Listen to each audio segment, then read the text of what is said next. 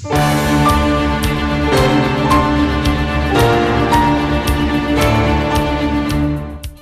यीशु में आप सबकी सलामती हो।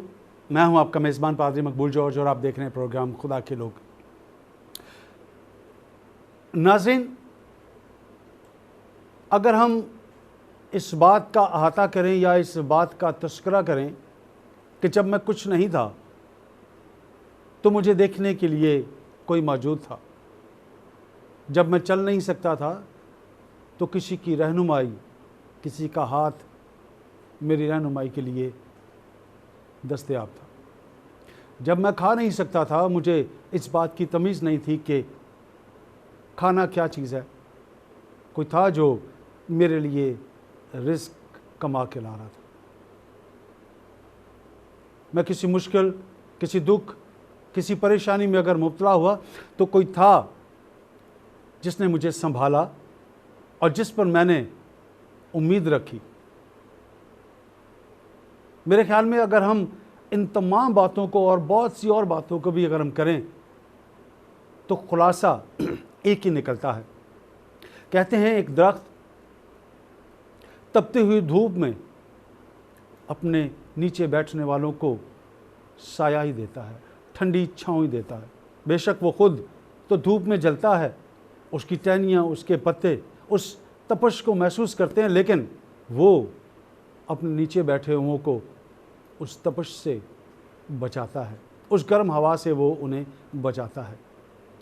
वो खुद तो दुखी हो जाता है, लेकिन जिन पर उसका साया होता है, जिन पर उसका हाथ होता है, वो उन्हें ना तो दुखी होने देता है, ना उन्हें परेशान होने देता है और ना ही उन्हें किसी भी मुश्किल में पड़ने देता है।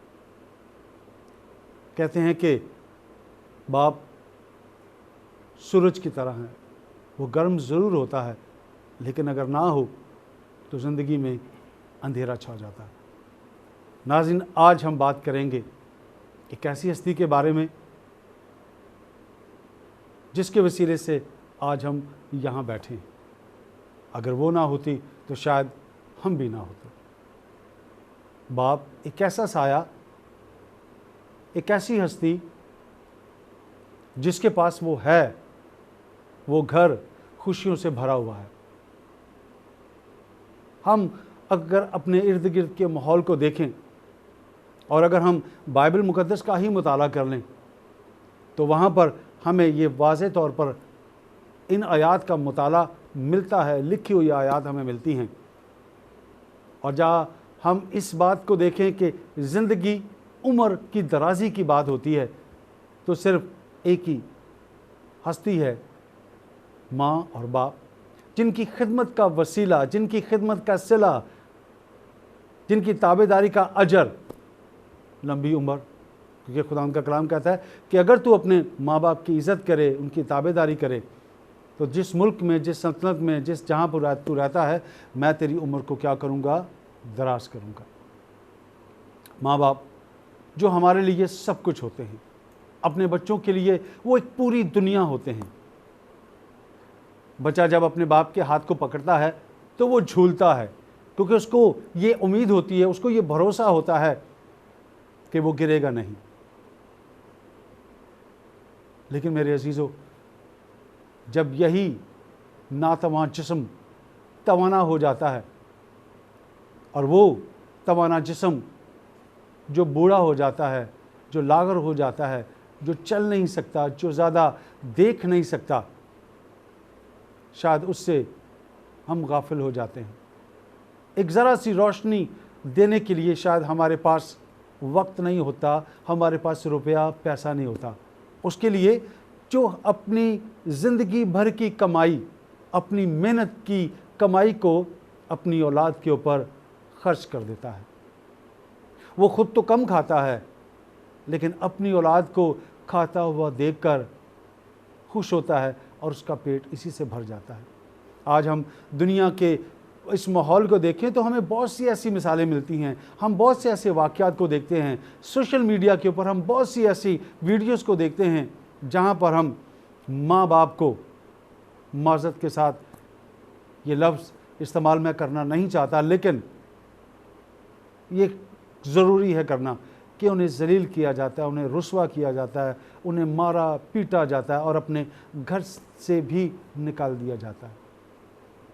लेकिन वहाँ जहाँ कुछ ऐसे लोग भी हैं जो अपने माँ बाप की इज़्ज़त नहीं करते, लेकिन वहाँ कुछ ऐसे भी हैं जो अपने माँ बाप की ताबेदारी करते हैं, उसकी वफ़ादारी करते हैं। और ऐसे ही लोगों के लिए खुदा का कलाम ज़िंदगी की राहों को खोलता है। आसमान जो अच्छे ख़जानों से भरा है, वो उन लोगों पर वो ख़जाने जो हैं वो बरसते हैं।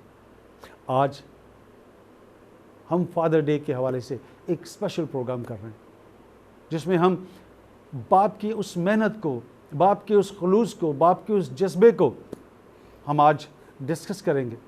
अज़्र बाल मुक़द्दस भी देखेंगे और दुनिया में रहते हुए भी हम इस बात को सामने रखेंगे कि आया क्या वाकई में ही हम उस तरह से बाप की खिदमत कर रहे हैं, हम बाप की इज़्ज़त उस तरह से कर रहे हैं जिस तरह से कि करनी चाहिए। आज मैं अक्सर जब ये बात करता हूँ तो मैं अपने वालिद साहब की तस्वीर को देखकर हमेशा अफसरदा हो जाता हूँ और मेरी आंखें भर आती हैं, और मेरे बच्चे मुझे देखकर वो भी परेशान हो जाते हैं। लेकिन मैं उनसे एक ही बात कहता हूँ कि काश कोई आवाज़ देकर मुझे मेरे उस बचपन के नाम से पुकारे जैसे वो मुझे पुकारा करते थे। लेकिन नहीं, अब वो आवाज़ इस दुनिया से जा चुकी है, वो आवाज़ हमेशा के लिए खामोश हो चुकी है। खुदारा मेरी आपसे दरख्वास्त है कि जिनके पास माँ बाप ये दौलत है, वो इस दौलत की कदर करें, इसे संभालें, इससे प्यार करें, इससे बात करें। याद रखिएगा, वो आपके रुपए पैसे के भूखे नहीं हैं। वो अगर भूखे हैं तो सिर्फ आपके वक्त के, आपकी बातों के। याद करें, जब आप और मैं बोलना भी नहीं जानते थे, वो हमारी गूं गां को भी समझ आते थे। लेकिन आज शायद बहुत से ऐसे हैं जो उनकी सही कही हुई बात को भी समझ नहीं पाते। साल में एक दिन हम शायद ये अल्फाज बोलकर चुप हो जाते हैं, लेकिन मैं समझता हूँ कि अगर हम बाल मुक़द्दस को देखें तो हर दिन माँ बाप के लिए है, हर दिन उनकी खिदमत के लिए है, हर दिन उनकी ताबेदारी के लिए। आज का ये स्पेशल प्रोग्राम फादर डे के हवाले से मैं आपको खुशामदीद कहता हूँ, और बहुत सी बातें हम आज इस प्रोग्राम में करेंगे। कुछ मैंने आपसे जैसे पहले कहा कि कुछ ज़माने की बातें होंगी और कुछ हम खुदा के कलाम में से इसे सीखने की कोशिश करेंगे, क्योंकि खुदा का कलाम हमें, इमसाल की किताब भी हमें बताती है। फिर हम जब मूसा बेटे की कहानी को देखते हैं तो वहाँ पर भी हम एक बाप को देखते हैं, बेटे की उस उम्मीद को देखते हैं जो अपने बाप पर लगाए बैठा। आए आज के इस प्रोग्राम का आगाज़ करते हैं, और आज के हमारे मेहमान हैं फादर डे के स्पेशल प्रोग्राम पे खुदा के खादम पास्टर जोइस जीवन साहब। खुशामदीद सर आज इस प्रोग्राम में, क्योंकि ये आज चूँकि फादर्स डे है, उसका स्पेशल है, तो यकीनन एक तमहीद और एक बहुत सी बातें जो कि हम वालिद साहब के बारे में करते हैं, और यकीनन बहुत सी बातें छूट जाती हैं, बहुत सी बातें होती हैं। और जब हम बाप के बारे में बात करते हैं तो एक तस्वीर, बहुत खूबसूरत तस्वीर हमारे सामने आ जाती है। और अगर हम मसीह होने के नाते से देखें तो पहले हम खुशकिस्मत हैं कि हम खुदा को बाप कहकर पुकारते हैं, वो जो हमारा रूहानी बाप है, और एक वो जो हमारा जिस्मानी बाप है, जो हमारे लिए मेहनत मुशक्क़त करता है, और फिर हम एक जगह पर पहुंचते हैं दुनिया में, वो हमें एक मुकाम दिलाता है। तो ये वही है जो सब कुछ करता है, और हर चीज़ करके वो मुझे और आपको यहाँ तक लेकर आता है। तो आज के इस प्रोग्राम में मैं आपको खुशामदीद कहता हूँ। थैंक यू वेरी मच, आपका शुक्रिया, आपने मुझे मदऊ किया, और ये मेरे लिए खुशनसीबी है कि मैं इस टॉपिक के ऊपर आपके साथ बात कर सकूँ। अगर हम इस हवाले से बात करें तो मैं ये देखता हूँ और मैं ये समझता हूँ कि हम किसी भी अहद की बात कर रहे हैं, किसी भी हम दौर की बात करें, तो हम बाप के किरदार को मुस्बत ही पाते हैं, प्यार से भरा हुआ ही पाते हैं, शफ़क़त से भरा हुआ ही पाते हैं। क्या कहना चाहेंगे आप, क्योंकि आप खुद वालिद हैं, माशाल्लाह खुदा ने आपको 3 बेटे दिए हैं, और छोटी छोटी शरारतें, छोटी छोटी चीज़ें जब आप उनके देखते हैं तो क्या फ़ील करते हैं? बहुत अच्छा फील करता हूँ, और मैं बताना चाहता हूँ, बाप जो है वो एक भरे बादल की तरह होता है। ऐसा बादल कि जब वो अपने घराने पर बरसता है तो उसमें से हर एक ज़रूरत पूरी होती है, उसकी औलाद की, उसके साथी की, हर एक चीज़ को जो है वो उसकी ज़िम्मेदारी होती है और वो पूरा करना, और वो करता भी है। तो रही बात आपने मेरे बच्चों की बात की, तो मेरे बच्चे, मैं शुक्रगुज़ार हूँ, खुदा ने मुझे 3 बेटे दिए हैं, तीनों ही बड़े खूबसूरत हैं, और मैं शुक्रगुज़ार हूँ खुदा बाप का जिसके वसीला से वो मुझे मिले हैं। और मुबारक हैं वो लोग जिनको खुदा ने माँ बाप बनने का शर्फ़ अता किया है। तो ये मेरे लिए खुशी की बात है, खुश नसीबी है कि खुदा ने मुझे, जैसे कि वो ख़ुद बाप है, उसने मुझे भी ये हक़ बख्शा कि उसने मुझे भी औलाद दी। और बाइबल मुक़द्दस में ये लिखा है, जिस तरह आयत अतीक में भी लिखा हुआ है ख़ुरूज की किताब में, कि तू अपने माँ बाप की इज़्ज़त कर, जैसे कि अभी आपने कहा, ताकि तेरी उम्र जो है वो क्या हो, दराज हो, तेरी उम्र बढ़े, तू खूब तरक्की करे, खूब फूले। और हम देखते हैं बाइबल मुक़द्दस में इब्राहिम की ज़िंदगी पर अगर हम गौर करें तो वो भी बाइबल मुक़द्दस फरमाती है, पैदाइश की किताब को अगर हम पढ़ें 15वें बाब से, तो वहाँ पर लिखा है वो खुदा से कंप्लेन करता है, वो खुदा से शिकवा करता है। शिकवा क्या करता है? वो कहता है कि मैंने तेरी आवाज़ को सुना, मैं तेरे पीछे पीछे चला, मैंने तूने कहा बाप को छोड़ दे, बाप का घराना छोड़ दे, सब कुछ छोड़ दे, वो मैंने छोड़ दिया। ठीक है, तूने मुझे पुकारा, मैं तेरे पीछे आया, पर तेरी तरफ से मुझे क्या हासिल हुआ, मुझे क्या मिला क्या? तो खुदा ने उससे कहा, वो कहता है कि मैं तो इस रूए ज़मीन से बे औलाद जाता हूँ, मेरी कोई औलाद नहीं, मेरे पास माल मवेशी हैं, ऊँट हैं, डंगर हैं, भेड़ें हैं, बकरियां हैं, सब कुछ है, लेकिन मेरा इनका वारिस कौन होगा? दमिश्की एलीएज़र। उसने कहा नहीं, तेरा वारिस वो होगा जो तेरे सुलभ से पैदा होगा, जो तेरे बदन से पैदा होगा, वही तेरे धन दौलत का वारिस होगा। तो बाइबल मुक़द्दस ये फरमाती है, 22वें बाब में लिखा है कि खुदा ने इब्राहिम से कहा, इब्राहिम, पहले वो इब्राहिम था, फिर खुदा ने उसे इब्राहिम कौमों का बाप बना दिया। ठीक है, उसने कहा, इब्राहिम अगर तू गिन सकता है तो गिन ले आसमान के तारों को, और अगर तू गिन सकता है तो समंदर के किनारों के ज़रों को गिन ले, तेरी औलाद ऐसी होगी, मैं तुझे बरकत पर बरकत दूंगा। और ये क्यों दूंगा? इसलिए कि तूने मेरी बात मानी। मुबारक है वो बेटे और वो बेटियां जो अपने माँ बाप की बात को सुनती हैं और जो अपने माँ बाप की बात पर अमल करती हैं। उनकी उम्र को वो दराज करता है, उन्हें वो इंक्रीज करता है। आप देखें कि इब्राहिम के पास क्या था? कुछ भी नहीं था, कुछ भी नहीं था उसके पास, और वो शिकवे करता है, कंप्लेन करता है। लेकिन खुदा ने उससे कहा, इब्राहिम तेरे सुलभ से बादशाह पैदा होंगे, हैं बादशाह तेरी नस्ल से पैदा होंगे, और तेरी नस्ल इस रूहे ज़मीन पर खूब बुरावर होगी। और ऐसा ही हुआ। बाइबल मुक़द्दस फरमाती है, आज भी लोग कंप्लेंट्स करते हैं, शिकवे करते हैं, अपने माँ बाप से लड़ाई झगड़ा करते हैं। मुशर्रफ बेटे की कहानी को देखें तो वो भी लड़के, जैसे कि अभी आपने जिक्र किया, उसने क्या किया? उसने कहा कि भाई जो कुछ मेरा हिस्सा है।